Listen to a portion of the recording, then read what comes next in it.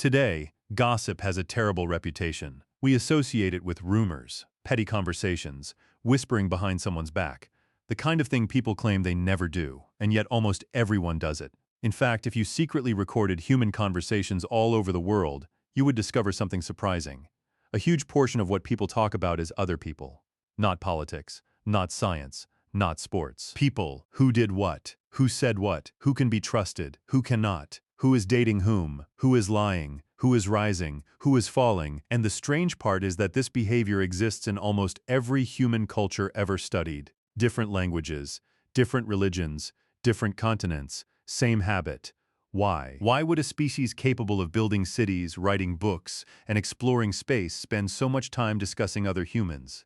At first glance, gossip seems useless, but appearances can be deceiving. Because what if gossip isn't a flaw in human nature?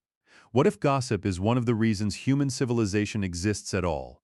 To understand why humans love gossip, we need to travel back to a world with no governments, no police, no courts, no written laws, a world where survival depended entirely on other people. Imagine waking up 40,000 years ago. The morning air is cold. The fire from the night before has almost died out. Around you, a small group of humans slowly begins to wake.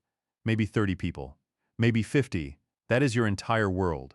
These people hunt with you, eat with you, protect you, raise children with you. Without them, you die. Alone, a human is weak. We do not have claws. We do not have fangs. We cannot outrun most predators. Our survival has always depended on cooperation. But cooperation creates a problem, a very dangerous problem. How do you know who can be trusted? Think about that for a second. Imagine you spend days helping hunt a large animal. The entire group works together. Then one person takes more than their share. Another refuses to help. Someone else lies. Someone steals food. Someone abandons others during danger. If this behavior spreads, the group falls apart. And if the group falls apart, people die. Now, here's the important part. Ancient humans had no databases, no criminal records, no social media profiles, no background checks. The only information they had came from each other. So information became survival. Knowing who was reliable mattered. Knowing who cheated mattered. Knowing who helped others mattered. Suddenly, conversations about other people were no longer meaningless. They were valuable, very valuable. This sounds fake, but some anthropologists believe gossip became one of humanity's greatest social technologies. Not because humans were cruel, because humans needed information. Imagine sitting around a fire after sunset. The hunt is over. The danger of the day has passed. People begin talking. At first they discuss food weather, animals. Then the conversation shifts. Someone mentions a hunter who shared extra meat. Another mentions a man who disappeared when danger appeared. Someone talks about a woman known for helping injured children. Little by little, reputations form, and reputations change behavior. Because once people know their actions will be discussed, they become more careful. They become more cooperative. They become more trustworthy. Not always, but often enough. Over time, gossip becomes an invisible form of social control. No prison required. No judge required. The group itself becomes the judge, and everyone knows it. Modern genetics suggests humans evolved in highly cooperative groups where reputation strongly influenced survival and reproductive success. Scientists studying hunter-gatherer societies have repeatedly found that social reputation can determine who receives help, resources, protection, and support. In other words, being liked was not just pleasant, it was practical. Your reputation could affect whether others shared food with you during hard times, whether they helped your children, whether they defended you, whether they wanted you as a friend or a mate. Now imagine the evolutionary pressure created by that reality. Generation after generation, for thousands of years, the humans most interested in social information gained an advantage. The humans who paid attention to relationships understood their group better. They could avoid dangerous people, build stronger alliances, predict conflicts before they happened, and survive.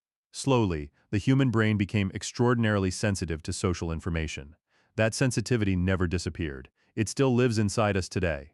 That is why a celebrity scandal can attract millions of people. That is why workplace rumors spread faster than official announcements. That is why family secrets can survive for decades. Our brains pay attention because, deep down, social information feels important, because for most of human history, it was. But then something strange happened. The world changed. Human groups became larger, villages became cities, cities became nations. Yet our ancient social instincts remained. The same brain that evolved to track 50 people now encounters thousands, sometimes millions, and it still wants information, still wants social updates, still wants to know what everyone else is doing. The result is fascinating.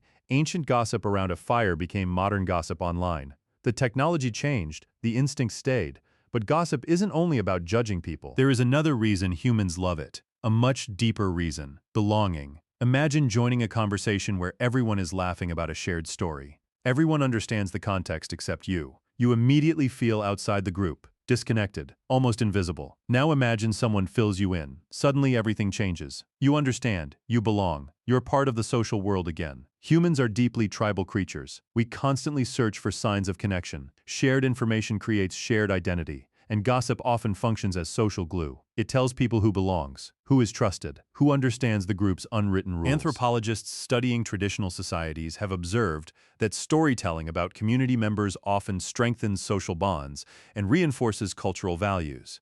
In many cases, gossip is less about attacking people and more about maintaining group cohesion.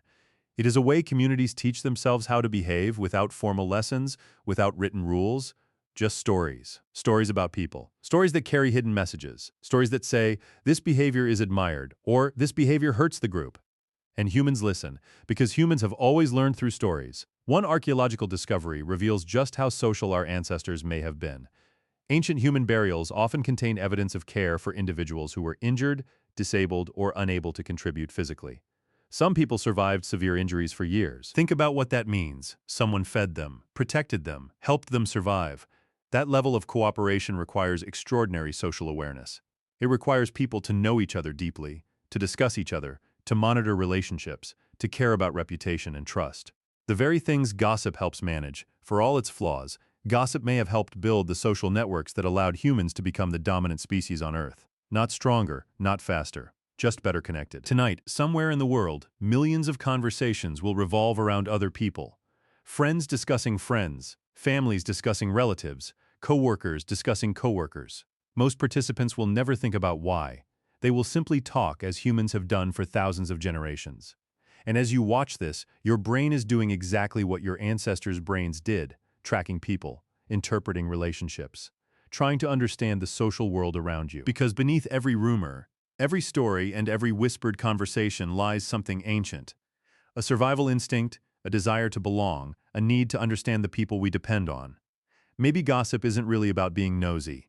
Maybe it's about being human. Because long before humans built civilizations, invented writing, or mapped the stars, we were learning another skill. The skill of understanding each other. And in many ways, that ancient conversation never ended. It simply got louder.